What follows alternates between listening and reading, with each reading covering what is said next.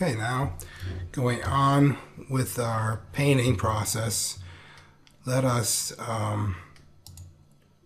turn our attention to creating a cast shadow. So we need a new layer. Go down here, new layer, name it cast shadow. And on this layer, I'd like to make the blend mode not be normal, but be multiply. Multiply will darken whatever is below it. So if we put our cast shadow here between our sphere and a table, it's going to darken our table. Very much like what a shadow does. And if we make it transparent and multiply, the effect is much more convincing as a shadow.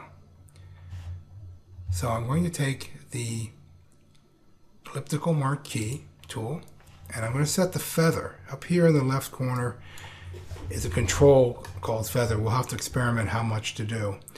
I'm going to set a feather of 20 pixels to start with. And I need a swatch. I'm just going to guess it probably should be 60%, just like we had before. And we're going to create the cast shadow.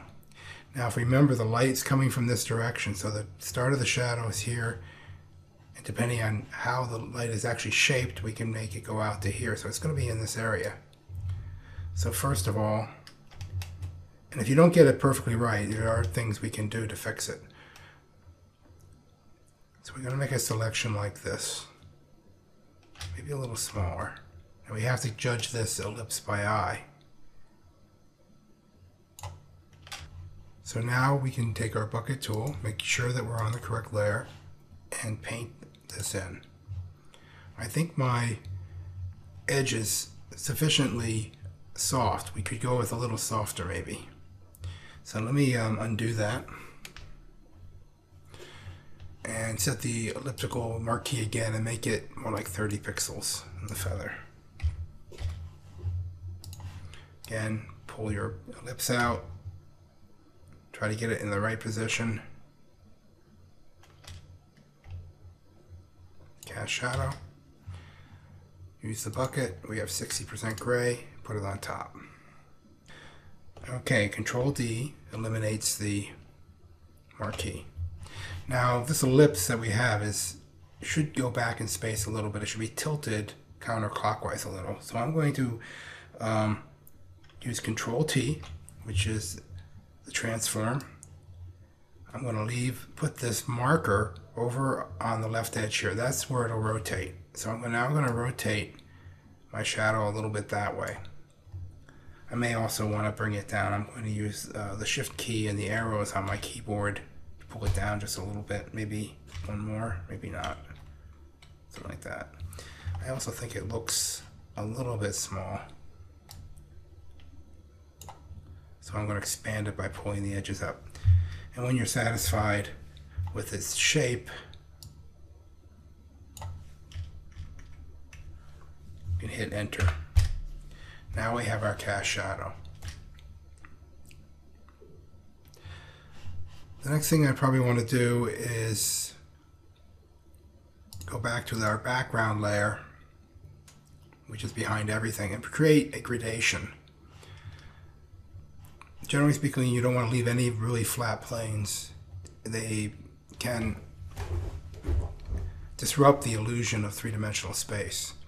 And if this object, to make this object here, the sphere, look rounder, it'd be good to have the background go backwards. So if this is light to dark, I'd like it to be dark to light in the background backwards from it. That helps emphasize its spherical quality. To get us started with that, it'd be good to use the gradient tool. But now we have to set our color. So first of all, let's use our eyedropper tool, which will pick up the color from the background here. And I've got to pick a color for the second. I've switched from the primary to the secondary colors. And I want to pick a color that is slightly lighter. So now we have our two grays. One's very slow, so we'll try this. So going to the background, using the gradient tool, and having our two colors set, and making sure that there's nothing messed up with our setup. Up here we have different controls for it. This first swatch over here indicates that we're going to use the color, the foreground to background color. That's what we want for this. So I'm going to go ahead and try creating the gradient that I like. And keep doing this until you get it the way you want. My sense is we need this color to be darker. So I'm going to just darken it a little bit.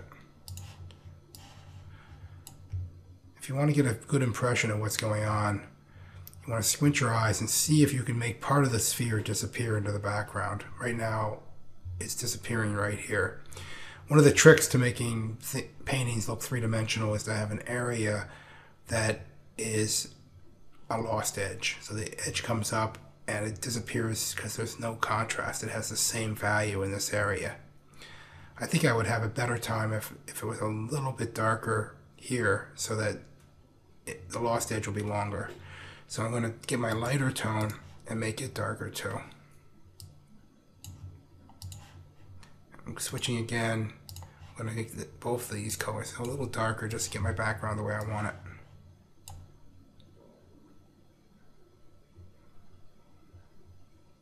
That's pretty good.